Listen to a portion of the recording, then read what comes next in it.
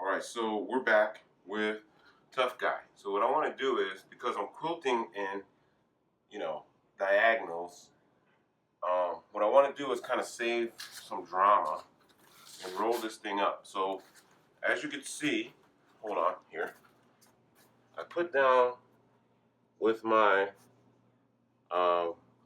removable pen or pencil the chalk line that I'm going to be stitching on right here, okay? I have three of them.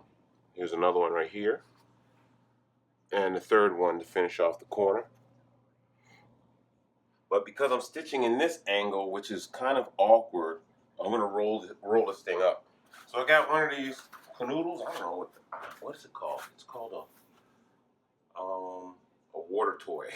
But anyway, these things are great for rolling your quilt up so that you can manage with it a little better, okay? So I'm just going to roll it up from the corner here. It's kind of awkward from the corner here. Alright?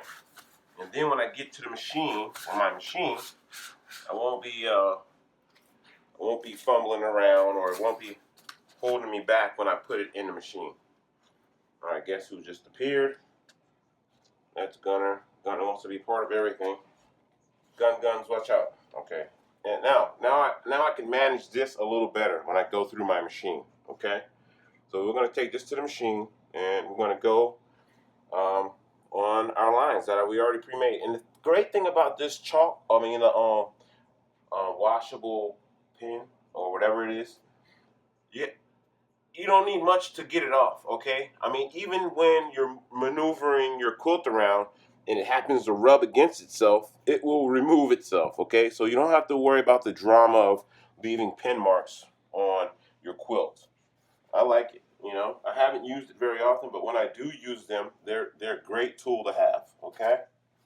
All right, so we're going to take this to the machine. When we come back, you'll see me setting up to sew or to quilt this. Okay, so we're set up in the machine.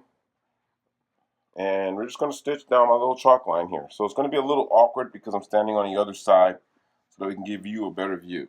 All right.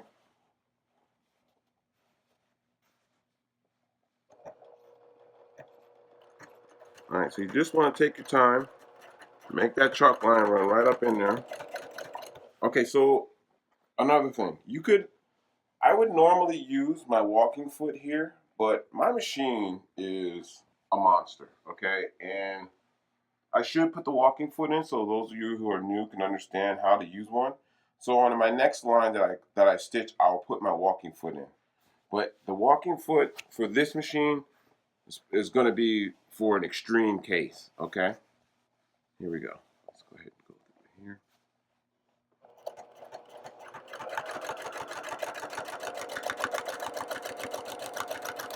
Now I just stay on the line.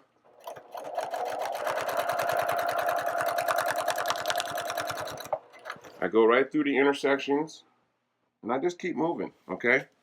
Take your time. You don't need speed here, all right? Slow is fast, and fast is smooth, but you just want to stay straight here, okay?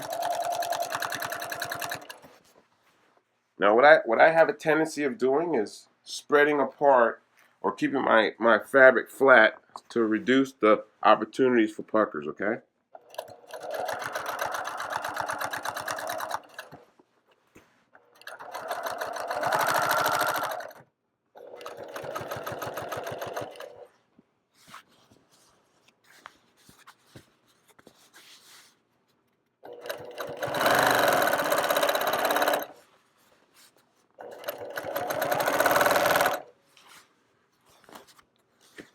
All right, so what I'm going to do is when I finish this particular line, we're going to move to a walking foot so I can show you.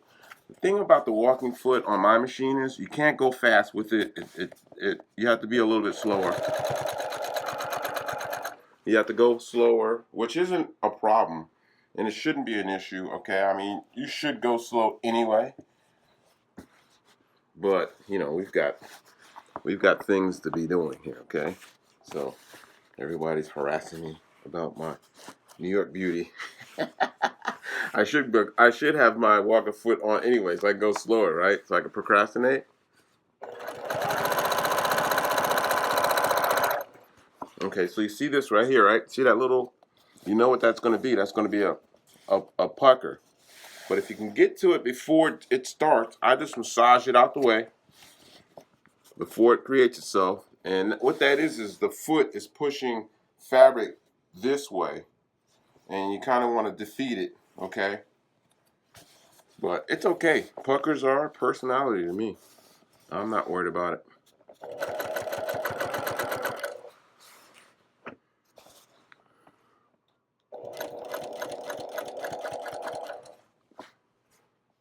Okay, so we are through there. Looks like we did get a little pucker, but I'm not worried about it, okay? My quilts aren't going on walls, they're going on beds. So let's go ahead and push through here.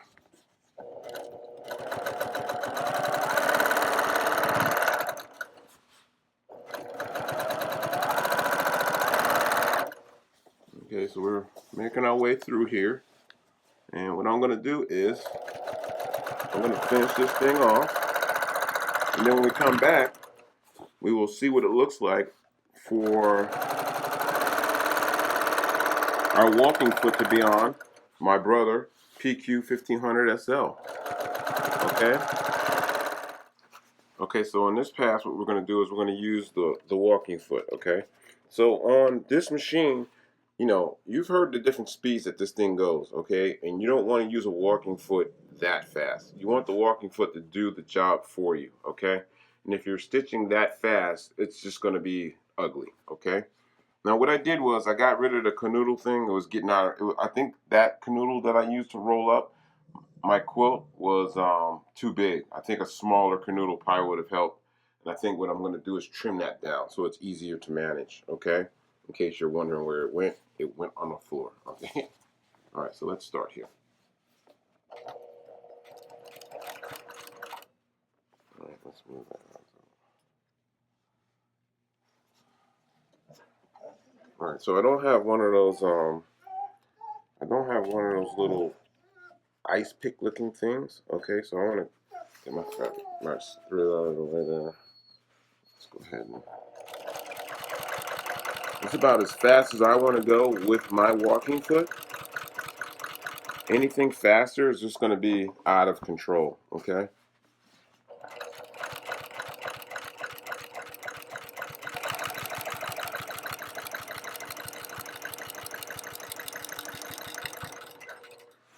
And you know, it does what it's supposed to do. The walking foot just grabs everything and keeps everything moving at the same time. On my brother PQ 1500 SL. All right, let's go ahead, keep on going. Sorry about that, gunner just ran between my legs.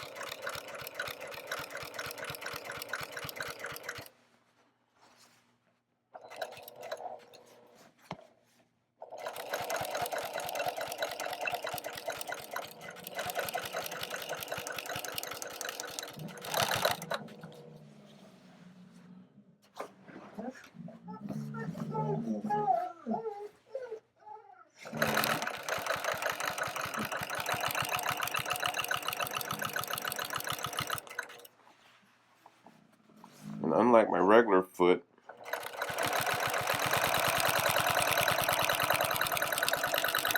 the walking foot won't gather material in this direction. It's just going to grab everything level and keep it going in. Keep it fed under the needle. All right?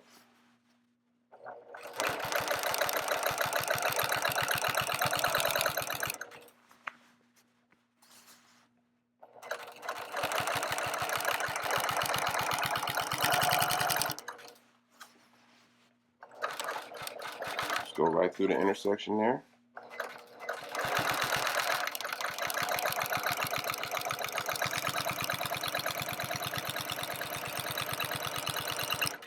And like with my other foot, I'm going to do the same thing. I'm going to finish here.